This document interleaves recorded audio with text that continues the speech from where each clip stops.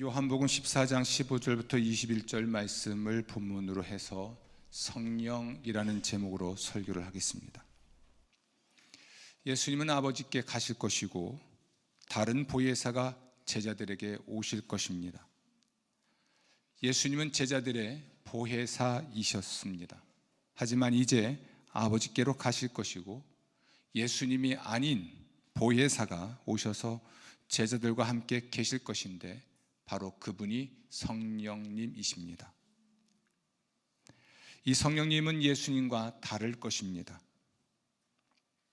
어떤 점에서 다르냐면 예수님은 특정 기간만, 특정 공간에서만, 제자들의 몸 밖에서만 제자들과 함께 계시다가 아버지께로 가실 것이지만 성령님은 영원히 모든 공간에서 제자들의 몸 안에서 제자들과 함께 계실 것입니다. 예수님은 내가 너희를 고아와 같이 버려두지 아니하고 너희에게 오리라 라고 말씀하셨는데, 따라서 보혜사란 부모와 같은 존재를 의미합니다. 아버지께로 가실 예수님은 성령을 통해 성령과 함께 부모처럼 제자들을 양육하고 돌보실 것입니다. 예수님은 부활 후 아버지께로 가시기 전 제자들에게 나타나 제자들을 향하여 숨을 내쉬며 성령을 받으라 라고 말씀하셨습니다. 제자들이 성령을 받는 것은 성령으로 세례받는 것인데, 물로 세례받은 신자가 두 번째 받을 세례입니다. 숨을 내쉰 예수님의 상징 행동에 따르면 성령으로 세례를 받은 제자들은 생기발랄할 것이고, 오직 성령이 너에게 임하시면 너희가 권능을 받고 내 증인이 되리라 라는 말씀에 따르면 권능 있는 예수님의 증인이 될 것입니다. 여러분, 성령은 기독교 신앙의 핵심 내용입니다. 따라서 우리는 나는 성령을 믿습니다 라고 사도신경으로 우리의 신앙을 고백합니다. 오늘 저는 여러분에게 사도신경이 소개한 성령에 관하여 설교하려고 합니다. 부디 성령의 강림, 현존, 권능으로 생기발랄하고 능력 있는 예수님의 증인이 되기를 바랍니다.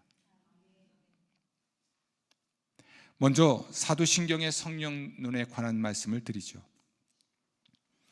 사도신경은 성부, 성자, 성령, 삼위 하나님을 소개하는 조항들로 구성되었지만 유독 성령에 관한 조항은 간략합니다.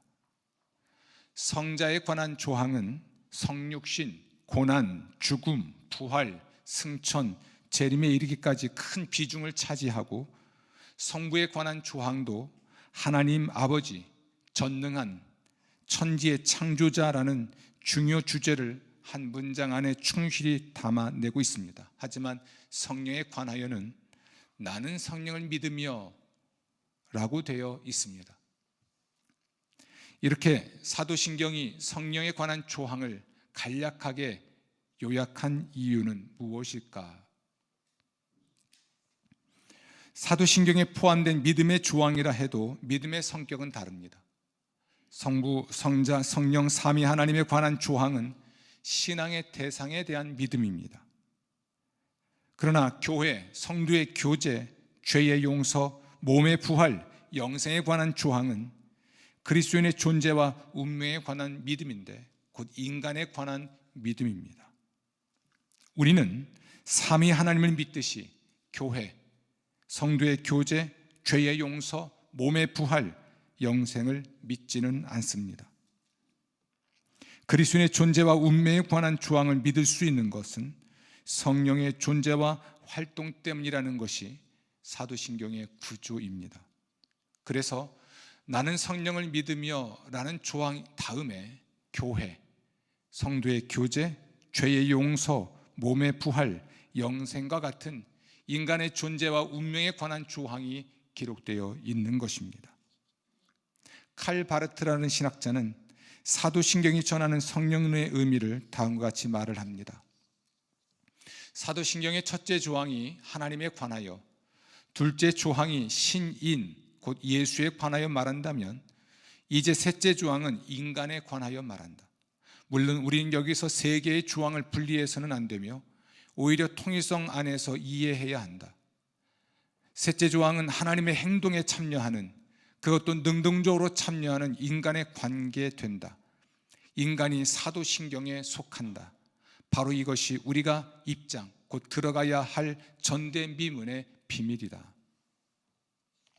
성부의 창조 사역과 성자의 화해 사역을 전제로 성령께서 인간을 거룩하게 하셔야 인간의 존재와 운명에 관한 조항의 실현이 가능합니다. 그러니까 성부와 성자께서 이루신 인간의 존재와 운명에 관한 위대한 구원의 사건은 성령이 실현하셔야만 각 사람에게 이루어지고, 그러므로 우리는 성령의 능력으로, 성령의 역사로 교회가 되고 죄를 용서받고 몸의 부활을 경험하고 영생을 얻을 수 있게 되는 겁니다. 이렇게 본다면 성령에 관한 조항은 그렇게 간략하지는 않습니다. 오히려 더 위대하게 인간의 존재와 운명에 관한 일들을 이루시는 역사로 소중하게 우리의 신앙으로 핵심으로 남아 있습니다.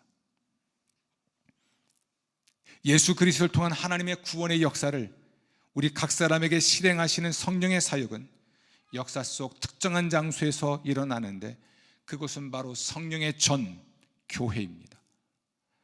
우리가 사도신경에 나오는 죄의 용서, 몸의 부활, 영생을 믿을 수 있는 것은 교회의 선포와 성례가 있기 때문입니다. 이 성례는 세례와 성찬을 뜻합니다. 이러한 이유로 우리는 성례에 관한 조항 다음에 교회에 관한 조항이 나오는 사도신경의 구조에 주의를 기울일 필요가 있습니다.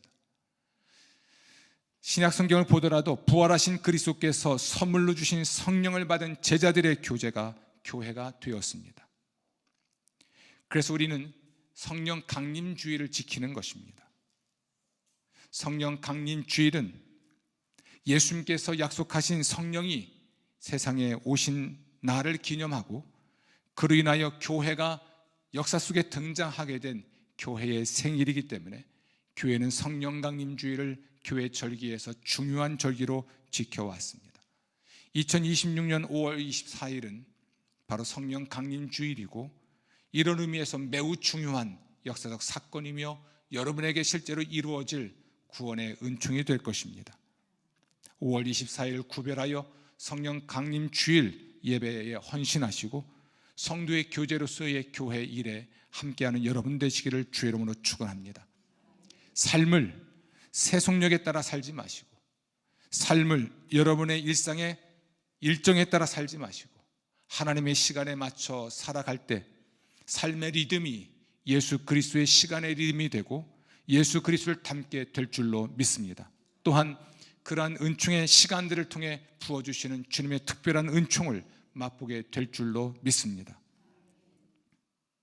이렇게 본다면 성령은 정확하게 교회의 영이라 할 수 있습니다. 마치 몸을 가지지 않은 그리스도를 상상할 수 없듯 그리스도의 몸, 교회 없이는 성령을 생각할 수 없습니다. 하지만 우리 시대의 성령의 역사를 너무나 개인화시킨 것 같습니다.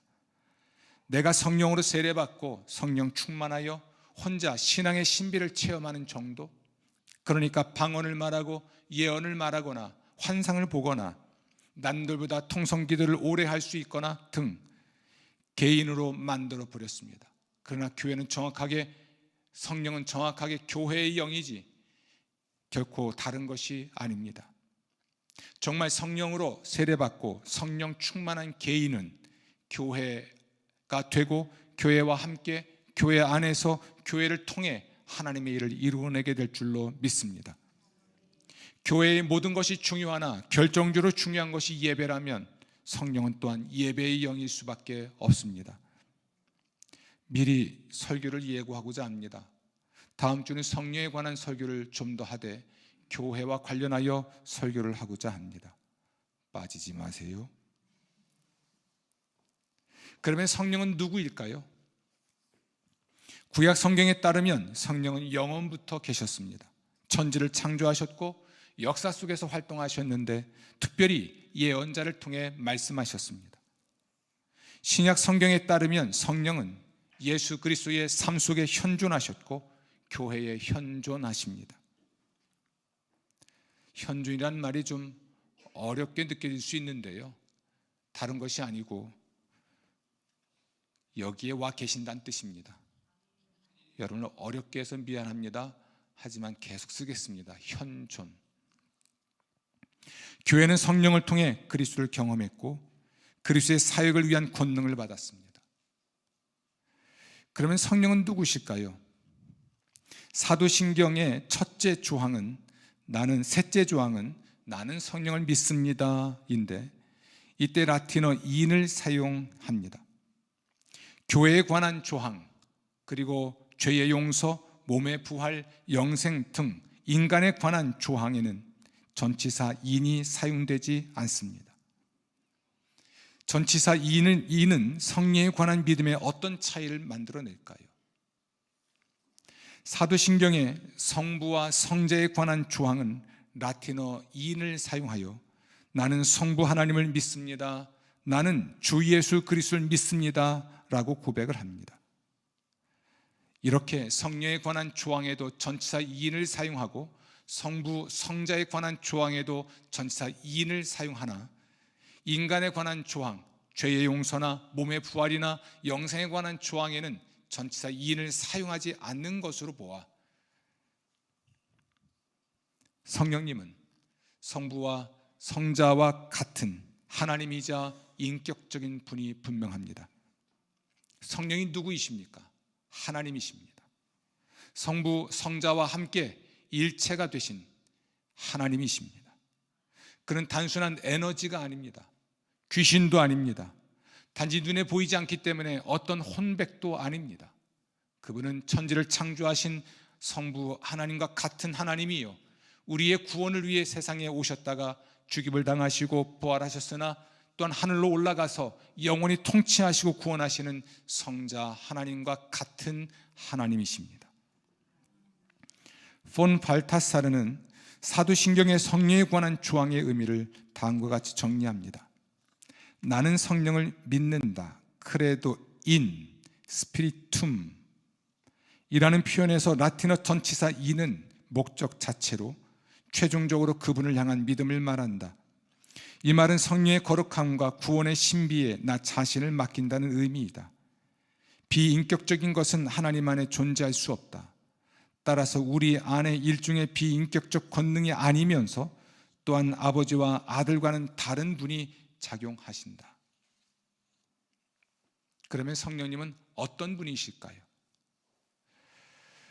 하나님은 사랑이다라는 말씀을 토대로 삼위일체를 설명한 아우구스티누스에 따르면 성부는 사랑하는 분, 성자는 사랑받는 분, 성령은 성부와 성자 사이에서 흘러나오는 기쁨을 나눠 받으며 두 분의 관계를 더욱 풍성하게 하는 사랑, 혹은 사랑의 끈, 혹은 사랑의 열매이십니다. 성부와 성자를 묶는 끈, 그 관계를 풍성하게 만드는 사랑의 끈이 되어서 성부, 성자, 성령이 사랑의 공동체가 되게 하시는 분이 성령이십니다. 삼위일체를 설명하는 참 많은 뛰어난 설명들이 있지만 아우구스티누스의 설명이 교회 역사에서 가장 중요한 설명이 되었습니다. 성부는 성자를 어떻게 사랑하셨을까요? 영원한 성부는 성자를 낳으심으로써 성자를 사랑하셨습니다. 이것은 곧 성부 하나님이 자신을 선물로 주는 것이고, 그러므로 성자가 완전한 신성을 가진 하나님이 되게 하셨다는 것인데, 마치 내가 낳은 자녀가 사람이듯이, 사람의 본성을 가진 존재이듯이 성자도 아버지께로 태어나 완전한 신성을 가진 하나님이 되신 겁니다. 성부께 받은 완전한 신성의 성자는 참 하나님이 되셨고, 이제 완전한 감사와 순종과 찬미로 사랑을 성부께 되돌려 드리셨습니다. 성부는 성자를 낳으심으로 완전한 신성을 주심으로써 성자를 사랑하셨다면, 성자는 완전한 감사와 순종과 찬미로 성부를 사랑하셨습니다. 영원한 삼위 안에서 성부와 성자가 서로를 선물로 주고받는 것도, 그리고 성육신하신 성자가 성부와 그토록 친밀한 사랑의 상호관계를 맺는 것도 사랑인 성령께서 두 분을 하나로 묶으시기 때문입니다. 에베소 4장 4절은 성령의 하나 되심에 관하여 이렇게 말합니다. 평안에 매는 줄로 성령의 하나 되게 하신 것을 힘써 지키라. 성령은 평안에 매는 줄로 하나 되게 하시는 분이란 뜻입니다. 하나 되게 하여 평화롭게 하는 분이란 의미인 것이죠. 서로 구분되는 인격 성부와 성자를 사랑으로 연결하는 성령의 역할은 그러므로 기독교 신앙 전체를 관통하는 중요한 주제입니다. 삼위 하나님의 영원한 관계뿐 아니라 삼위 하나님이 세상과 맺으시는 다양한 관계도 사랑의 끈으로서 성령의 역할이라는 관점에서 접근할 필요가 있습니다. 성부는 성자와 성령과 함께 세상을 사랑의 대상으로 창조하시고 무에 불과했던 하늘과 땅, 그리고 그 안의 모든 것의 존재를 선물로 주셨습니다. 성령은 창조의 영으로서 창조 안에서 활동하시고 창조 세계에 생명을 주시고 구원의 영으로서 성자가 완성한 하나님의 구원 사건을 통해 창조를 거룩하게 하십니다. 성령은 성부와 성자 사이의 사랑이듯 창조 세계에서도 사랑의 힘으로 작용하십니다. 성령은 성부와 성자의 영원한 차이를 사랑의 끈으로 묶고 사랑의 공동체가 되게 하시듯 모든 피조물 사이의 차이 속에서 활동하십니다. 곧 모든 피조물의 차이, 곧 다채로움을 사랑의 끈으로 묶고 조화로운 공동체가 되게 하십니다. 다채로움과 조화로움의 공동체로 만들어가는 분이 바로 성령이시라면 가정에도 교회에도 성령 역사를 인해 다채로우나 또한 조화로운 공동체가 되는 줄로 믿습니다. 여기에 가정의 평화의 희망이, 교회의 평화의 희망이, 세상의 평화의 희망이 있습니다.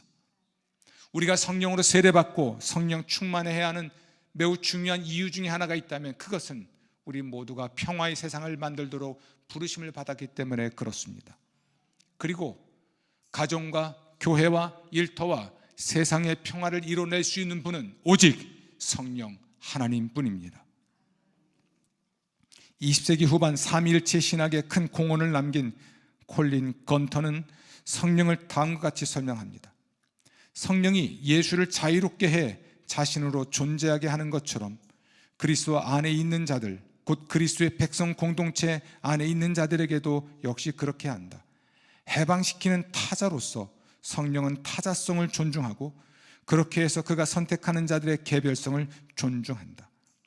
바로 이것 때문에 바울이 예를 들어 고린도전서 12장에서 다양한 은사들의 특징을 설명하는 것은 공동체 안에 있다는 것에 대한 우리의 이해에서 중요한 역할을 하는데 균일성이 아니라 풍부함과 다양성을 암시하기 때문입니다.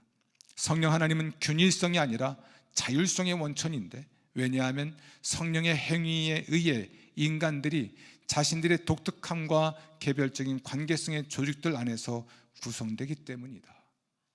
어려운 말인데 더 어렵게 하면 이렇습니다. 성령은 우리 개인의 개별성, 독특성을 발현시키실 뿐 아니라 모두가 함께 어우러져 조화롭고 또 다채로운 공동체로 만드신다는 이야기입니다. 하나님의 창조를 삼위일체의 관점으로 접근할 때 존재하는 모든 것에 대한 균형 잡힌 관점을 가질 수 있습니다. 눈에 보이는 세상은 성자를, 말씀인 성자를 통해 창조되었기에 신적 질서와 통일성이 있고 사랑인 성령으로 인해 개성과 고요의 아름다움으로 가득한 다채로움을 가지고 있습니다. 그러므로 성령 충만한 사람이야말로 온 세상의 다채로움과 조화로움을 경축할 수가 있습니다. 삼위 하나님의 각 인격이 구분되나 분리되지 않듯 창조 세계의 통일성과 다양성은 어느 한쪽으로 치우치지 않습니다. 만약 통일성으로 치우치면 회귀성이 되고 다형성으로 치우치면 무질서하게 되는 것인데, 창조 세계의 통일성과 다양성은 어느 한쪽으로 치우치지 않습니다. 이러한 통일성 속의 다양성, 다양성 속의 통일성은 그리스도의 몸이자 성령의 전인 교회에서도 두드러지게 나타납니다. 교회는 그리스도가 머리인 하나의 몸이고 성령의 다양한 은사로 내적인 다양성을 갖습니다. 이러한 교회의 이중적 모습을 잘 보여주는 장면은 예수님의 승천 이후 이루어진 오순절 성령 강림 사건 때입니다. 사도행전 2장 1절부터 8절은 이 사건을 잘 기록하고 있는데, 그 중에 우리는 주목해야 될 일 하나가 있습니다. 예수님이 약속하신 대로 낙담한 제자들에게 성령이 오셨고 그리스도를 주님으로 고백하는 공동체가 탄생했습니다. 그러니까 교회가 역사 속에 등장한 것입니다. 제자들은 라틴어나 그리스어 같은 공용어가 아닌 서로 다른 지역 언어, 곧 방언으로 말하는데도 성령으로 인해 의미가 서로 통하게 되었습니다. 창조 이후 타락한 인류는 바벨탑을 쌓았고, 이 바벨탑 사건으로 인해 인간의 언어가 분화되고 오해와 분열이 생겨 곳곳으로 흩어졌습니다. 하지만 이제 오순절 성령께서는 타락한 인류의 상징과도 같았던 소통의 실패를 다양성 속의 통일성이라는 방식으로 극복하시면서 인류 역사의 새로운 단계를 여셨습니다. 그리스도의 십자가를 통한 화해 사역에 이어 성령이 오심으로써 오랫동안 분열되었던 인류가 그리스도 안에서 다시 하나가 되는 기적이 1세기 역사 속을 뚫고 들어왔습니다. 교회는 이러한 세계의 일치를 위한 다양성을 존중하되 또한 통일성을 이어가는 참으로 평화 공동체로서 대한 공동체가 분명합니다. 오늘 설교를 마무리하겠습니다. 여러분, 하나님은 우리를 고아와 같이 버려두지 않습니다. 언제나 어디서나 우리와 함께 계십니다. 성령을 통해 우리 안에서 우리와 함께 계시며 부모와 같이 우리를 양육하고 돌보십니다. 아이에게 부모는 우주이고 세상이고 삶이듯이 우리에게 하나님이 그러합니다. 하나님은 우리에게 우주이고 세상이고 삶입니다.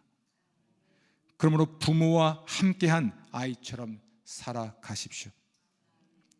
부모 품에 안긴 아이처럼 살아가십시오. 부모 없는 사람처럼 살지 마시고, 항상 혼자인 듯 살지 마시고, 항상 외로운 듯 살지 마시고,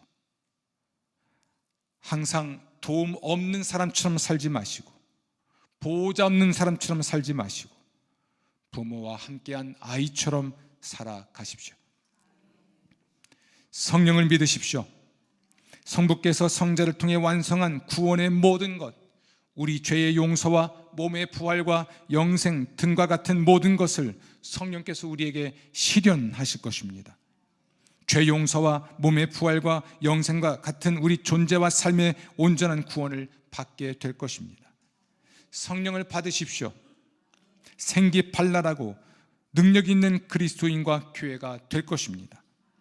우리는 가끔 혹은 자주 마음의 침체, 정서의 침체, 삶의 침체, 몸의 침체, 관계의 침체와 같은 깊은 수렁에 빠질 때가 있습니다.